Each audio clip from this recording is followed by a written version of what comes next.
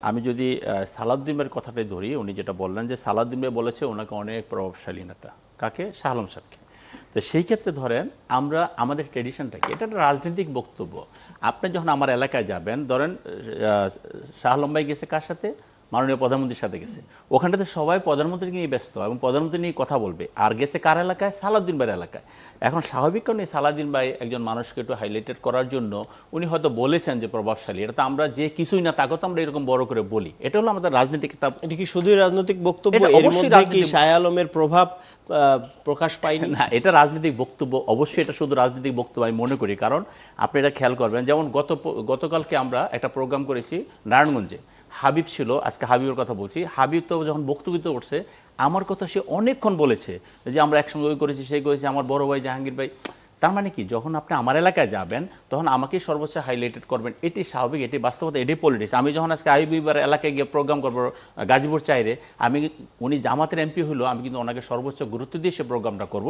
হয়তো সেই কথাটাই আমাদের সালাউদ্দিন ভাই বলেছে এবং সালাউদ্দিন ভাই দেখেছে, যেহেতু উনি পিএমের সাথে গিয়েছেন এবং সালাউদ্দিন ভাই এলাকায় গিয়েছেন, এই কথাটা বোঝানোর জন্য। আরেকটা কথা হলো যে, আরেকটা ব্যাপার হলো উনি হলো এলজিডি মন্ত্রী।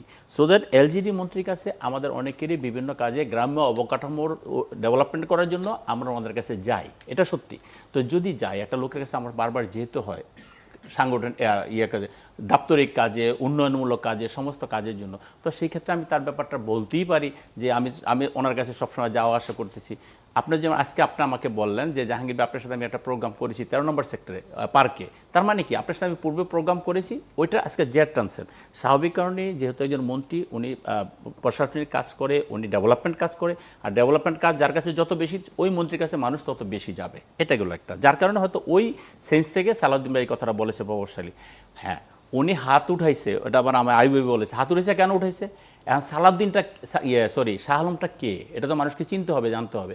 সেই কারণে এখানে আমরা তিনজন আছি, আমাকে যদি কেউ না চিনে, আপনি আমার নামটা বলেন, সেক্ষেত্রে আমি বলবো হ্যাঁ আমি এস এম জাহাঙ্গীর। আগে যখন দেখা যেত যে আওয়ামী লীগ সরকারের আমলে গোপালগঞ্জের যারা মন্ত্রী, এমপি, রাজনৈতিক নেতা ভীষণ প্রভাবশালী, এবারও কি বগুড়া কেন্দ্রিক তেমন হচ্ছে কিনা সেই অভিযোগ? আপনি দেখেন আমাদের বগুড়ার কয়জন এমপি তো আছে, কতগুলো মন্ত্রী হয়েছে কয়জন, আর কে কতটুকু সেভাবে যার যে যোগ্যতা আছে সেই যোগ্যতার যে মন্ত্রী পরিষদ গঠন করা হয়েছে।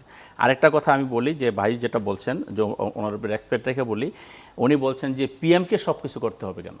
আমার তো সেই পিএম এখন, অনারেবল পিএম, সেই পিএম যিনি সব কিছু খবর রাখেন। আজ থেকে 1 মাস আগের কথা বলছি। 1 মাস আগে যমুনা ফিউচার পার্কের সামনে একটি ফুট ওভারব্রিজের একটি ইলেকট্রিক পোলে আগুন লাগছে রাত্র 1টা বাজে। হঠাৎ করে আমি দেখি আমাকে ফোন করেছে, ওই জায়গাটা আমার পড়ছে। আমাকে ফোন করেছেন উনি, কি এই জাহাঙ্গীর তোমার এখানে আগুন লেগেছে? আমি তো একটু হতভম্ব হয়ে গেছি, কোথায় আগুন লেগেছে? যমুনা ফিউচার পার্কের সামনে। আমি বললাম ভাইয়া আমি একটু খবর নিচ্ছি, আমি জানি না। এখন দেখো, এখন দেখে আমাকে জানাও। আমি সাথে সাথে খবর নিলাম, দেখলাম একটা ইলেকট্রিক পোলে আগুন, শর্ট সার্কিট থেকে আগুন লেগেছে, কোনো রকম ক্ষয়ক্ষতি হয় নাই। দেখেন ব্যাপারটা, দেন আমি ওনাকে জানাইলাম। আমি খবর দিয়ে, সিস্টেম কি ফাংশন করছে না? প্রধানমন্ত্রীকে কি সব খোঁজ খবর রাখতে হচ্ছে? না, রাখতে হচ্ছে না। এটা হলো উনি অতিরিক্ত কাজ করছেন।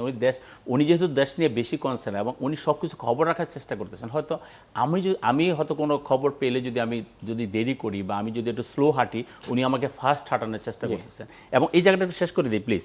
দেন উনি আমাকে বললেন, তারপর দিন আমাদের প্রোগ্রাম, ওসমানী মিলনায়তনের প্রোগ্রাম, সকাল 11টায় আমি গেলাম।